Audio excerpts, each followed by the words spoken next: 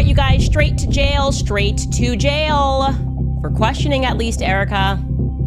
I don't care who's mad. I really do not care who wants to be upset after this episode. Erika, you have to sue Candace. You must sue Candace, or everybody's gonna assume that she's telling the truth. Even your PR extraordinaire, Andrew, knows that. And it can't be some lawsuit like, oh, breach of some ridiculous contract. She's that little mean girl in high school with her friends, and they're picking on Erika Kirk, right? Because Erika Kirk's the pretty girl, right? She's the pretty girl, and so they have to bully her because they're jealous. The Candace Owens and Charlie Kirk situation just got way more complicated, and this time, nobody was ready for it. An alleged leaked medical report is now circulating online, claiming Candace was pregnant with Charlie's baby. And if there's any truth to that, then a lot of her recent behavior toward Erika suddenly starts making a whole lot of sense.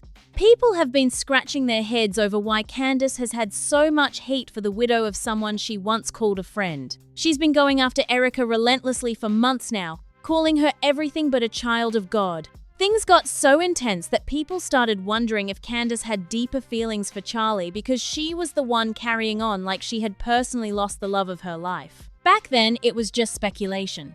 But now that this alleged medical report is being brought up, everything is starting to look a whole lot more serious. Candace Owens is jealous of Erika Kirk.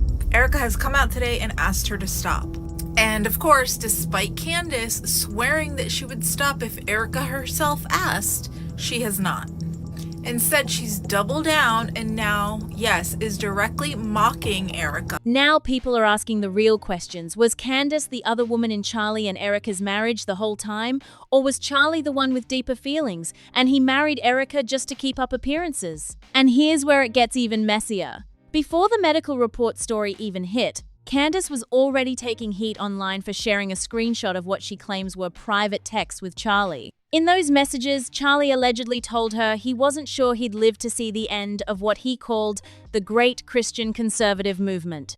Then, just a few texts later, he reportedly said, "Since the beginning of TPUSA, I knew in my gut that I could get wiped out at any time." He said he dreamt about it constantly, though he claimed he wasn't afraid of it. That alone raised eyebrows, especially since Candace had already been hinting for months that Charlie feared for his life before he passed. But the line that really set the internet on fire was directed at Candace herself. In the text, Charlie allegedly wrote, "I believe you are the peace God meant me to meet that will finish the fight." He was saying God placed Candace in his life because she would play a major role in carrying his mission forward.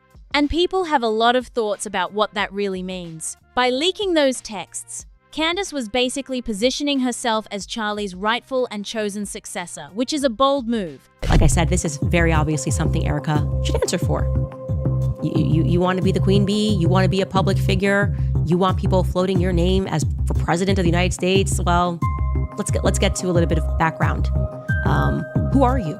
What were you doing? Considering his widow, Erika Kirk, had already stepped into that role months ago. And that's exactly what has people asking whether Candace and Charlie shared some kind of bond that went way beyond friendship, because nothing else explains this level of involvement. Erika stepped in as CEO of TPUSA months after Charlie's passing and has been running things ever since. She also took over several of his other responsibilities, including his seat on the U.S. Air Force Academy Advisory Board. When that appointment was announced, a lot of people were genuinely happy for her, especially TPUSA supporters who were relieved to see Charlie's legacy being carried forward by someone close to him. But not everyone was celebrating. Candace made it very clear she wasn't here for it. The moment Erika's appointment went public, Candace jumped on Twitter and questioned whether Erika was even qualified for the position. She wrote, "She's a grieving widow, so I have no right to ask what qualifies her for a position advising our Defense Department. This is all perfectly normal, and only people who are demonic would question this appointment." Her fans caught the sarcasm immediately, and just like that, a wave of attacks was directed at Erika, people calling her names and demanding she step down. And Candace still didn't let up. Even after Erika released an audio recording of Charlie himself expressing full confidence that Erika could handle everything in his absence. That recording basically made his wishes crystal clear. He wanted Erika to step into his shoes if anything ever happened to him. So when Candace suddenly shows up with her own version of events, claiming both Charlie and God chose her as his true successor, People aren't buying it as a coincidence. The timeline is just too convenient, and the internet has noticed. Candace actually used to work at TPUSA before she went off to build her own brand, and now Erika has stepped into the very position Candace may have always wanted. To everyone watching, that context makes the jealousy angle impossible to ignore. All right, you guys, straight to jail. For questioning at least Erika. I don't care who's mad. I really do not care who wants to be upset after this episode. Really, you'll be wasting your breath. You can spend $1 billion on influencers because this is all becoming increasingly inexplicable. You are asking me to be an idiot, actually, and I cannot do that for you. But this goes way beyond a few petty tweets. Candace launched what can only be described as a full-scale attack campaign against Erika. She started a so-called investigative series called Bride of Charlie, a clear nod to the horror movie Bride of Chucky, indirectly painting Erika as some kind of monster. The series went deep, covering every corner of Erika's life, from her childhood and parents to her college years to every job she's ever held. And it didn't stop at surface-level criticism. Across multiple hour-long episodes, Candace heavily implied, without directly saying it, that Erika had some kind of involvement with young girls, even drawing indirect connections to Epstein. The tone was sharp, calculated, and dripping with intent. She also spent dozens of other episodes calling Erika a fraud and claiming she was a Mossad agent planted in Charlie's life to bring him down. At one point, Candace flat out called for Erika to be arrested and questioned in connection with Charlie's passing. Erika even reached out and requested a private sit-down to clear the air, but Candace walked out of that meeting with even more ammunition against her. No matter what Erika does, Candace seems locked in on destroying her reputation. People initially gave Candace the benefit of the doubt, believing she was genuinely fighting for justice. But eventually, even her own supporters started calling it out for what it looked like an obsession. One tweet said it perfectly, and it went viral for a reason. They're still running this game of trying to get the press to go after me, to go after my family. So when I say it has been a nonstop onslaught against my life, this is what I mean. And I do think it's time for us to share the documents so people can actually read the documents of what my family has lived through. This is beyond obsessive. I have never seen a woman more obsessed with a man than Candace Owens is with Charlie Kirk. 1 month she is spinning wild Catholic cemetery conspiracies to attack Jewish donors, then she denies ever asking anything. He had a wife. This is not an investigation. This is straight up delusion and obsession. And that tweet struck a nerve because it wasn't just one person thinking it. Thousands of people in the comments were saying the exact same thing. The public had been watching this situation unfold for months, giving Candace chance after chance to pull back, and instead, she kept accelerating. What started as what some people believed was a genuine pursuit of truth had slowly morphed into something that looked deeply personal, and the internet was done pretending otherwise. So how did Candace respond when she realized the tide was turning against her? She didn't slow down or reflect. Instead, she posted a video claiming that she and her family were being actively targeted by Erika's supporters, framing herself as the victim in a situation that she herself had been driving from the very beginning. According to Candace, everything she was doing was simply about seeking the truth for Charlie. But at this point, people weren't buying it anymore. The pattern was too clear, the attacks too specific, and the emotional investment too obvious for anyone to believe this was purely about justice. The comment sections across social media were flooded with people pointing out that Candace seemed to have a very personal stake in all of this. Supporters who had stood by her for months started quietly stepping back. Even people who had agreed with some of her earlier criticisms were beginning to separate legitimate questions from what now looked like a full-blown personal vendetta. 3-year-old daughter at 2:45 in the morning. That's not when toddlers at the age of 3 wake up, okay? These are sleep-trained toddlers. Gigi wakes up, 2:45, 3-year-old kid. Who should be in the REM stage of sleep. Well, Gigi sleeps in her mother's bed. Just little swapsies there at 3 a.m. in the morning, totally casual. Just curious that they're all awake. It's 2:45 a.m. in the morning. I don't know what's going on. Okay. But the implication is that's what woke up her 3-year-old daughter at 2:45 in the morning. Like, yeah, you be you.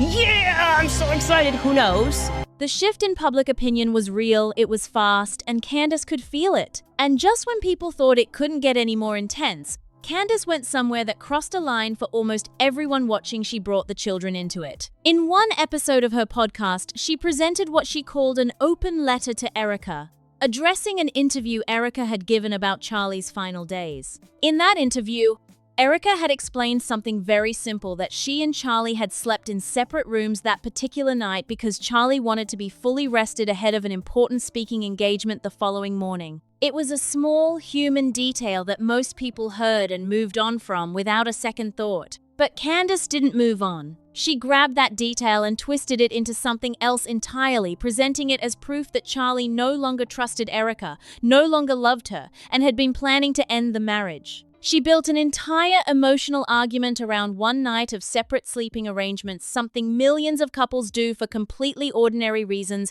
and used it as the foundation for a dramatic narrative about a crumbling marriage and a husband who had checked out. That alone was enough to make people uncomfortable.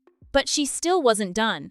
Candace then shifted focus to Erika and Charlie's children, and that's when things got genuinely unsettling for a lot of viewers. She started analyzing their family dynamic on a public platform, referring to their children as sleep-trained toddlers in a tone that was clearly meant to be critical. She raised questions about why the children had been pulled out of school, and she disclosed specific personal details about the kids that most people agreed had absolutely no place in a public podcast discussion. What made this particularly striking was the contrast. Candace herself is a mother of multiple children, and she has made a very deliberate choice to keep her own kids off her platform entirely. She never discusses them, never shares details about their routines or schooling, and never puts them in the middle of public controversies. Yet here she was, doing the exact opposite to someone else's children whose parents had also made a clear and consistent effort to keep them out of the public eye. Erika and Charlie had always been intentional about protecting their kids from the spotlight, and now those same kids were being discussed in detail on a podcast with a massive audience. To most people watching, it felt calculated. It felt like Candace had run out of ways to attack Erika directly and had decided that going after the family angle was the next move. And the reaction online was swift. Even people who had never really had a strong opinion about any of this came forward to say that dragging children into an adult conflict was something they couldn't get behind, regardless of whatever else was going on. The criticism came from every direction. Former supporters, neutral observers, media commentators, and even people within conservative circles started voicing their discomfort. The conversation shifted from being about Charlie's legacy or TPUSA leadership to being about Candace's behavior itself. People were no longer debating whether Erika deserved the criticism, they were debating what was actually going on with Candace. And that question, what is actually going on with Candace, is what sent people back through the archives. Months of content, dozens of episodes, hundreds of tweets and posts, all viewed through a completely different lens now. And what people found when they looked at everything together painted a picture that was hard to unsee. The attacks on Erika weren't random. They followed a very specific pattern. Every time Erika stepped into a role that had previously belonged to Charlie, Candace had something to say about it. When Erika became CEO of TPUSA, Candace questioned her qualifications. When Erika took over Charlie's advisory board position, Candace went to Twitter almost immediately. When Erika gave interviews about Charlie's life, Candace responded with full podcast episodes dissecting every single word. It wasn't just criticism, it was surveillance. It was like Candace had a personal alert set up for every move Erika made. Then there was the way Candace consistently talked about Charlie himself. The language she used, the emotion behind it, the way she described their conversations and her understanding of his vision, it all carried a weight that went beyond professional admiration or friendship. She spoke about him like someone who had lost a deeply personal connection, not just a colleague or a political ally. And at the time, people noticed it but chalked it up to genuine grief. Looking back now, people are reading it very differently. The text messages she shared publicly added another layer to everything. The message where Charlie allegedly wrote, "I believe you were the peace God meant me to meet that will finish the fight," is now being reread with fresh eyes. At the time, some people took it as a spiritual or professional statement, but combined with everything else that has come out, people are now asking whether that message represented something much more personal between the two of them, and whether Candace sharing it publicly was less about honoring Charlie's memory and more about staking a claim. Because that's really what all of this looks like when you put it together. Every move Candace has made since Charlie's passing seems to be about positioning herself as the one who truly understood him, the one he trusted most, the one who was supposed to carry his torch, the one who was robbed of something when Erika stepped into the role Candace seemingly believed was meant for her. And if the alleged medical report circulating online holds any truth, then that sense of loss would take on an entirely different and far more painful dimension. The internet is not taking that lightly. The comment sections, the Twitter threads, the podcast reactions, the YouTube response videos, all of it is buzzing with people trying to make sense of what they're seeing. Some people are still firmly in Candace's corner, arguing that she's being unfairly attacked for asking legitimate questions. But that group has gotten noticeably smaller. The majority of people engaging with this story right now are connecting the dots and arriving at the same conclusion that this situation goes deeper than a public feud between two women over a man's legacy. What makes it even more layered is the timing of everything. The alleged medical report didn't surface out of nowhere. It came at a moment when Candace's credibility was already being seriously questioned. It came after months of escalating attacks, after the children incident, after the public backlash had reached a tipping point. And now it's reframing the entire story in a way that puts every previous action under a magnifying glass. People are asking questions that weren't even on the table a few months ago. Was the Bride of Charlie series really an investigative project? Or was it something far more emotionally driven? Were the attacks on Erika's qualifications and character about protecting Charlie's legacy, or about something much more personal? Was the emotional weight Candace carried in every episode about grief, or about something she felt she had lost when Charlie passed away? Nobody outside of the people directly involved knows the full truth. The alleged medical report hasn't been verified. The text messages shared publicly are still alleged. And Candace has not directly addressed the pregnancy claims in any clear or straightforward way. But in the court of public opinion, the narrative has already shifted, and it has shifted hard.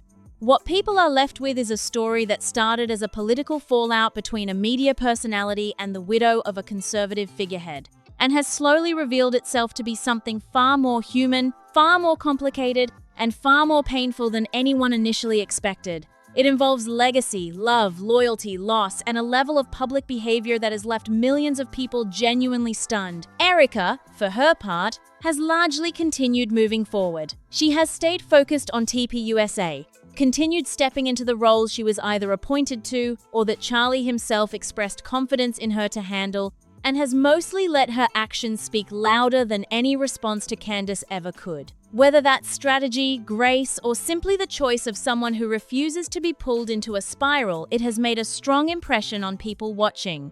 Candace, on the other hand, finds herself at a crossroads that she may not have anticipated.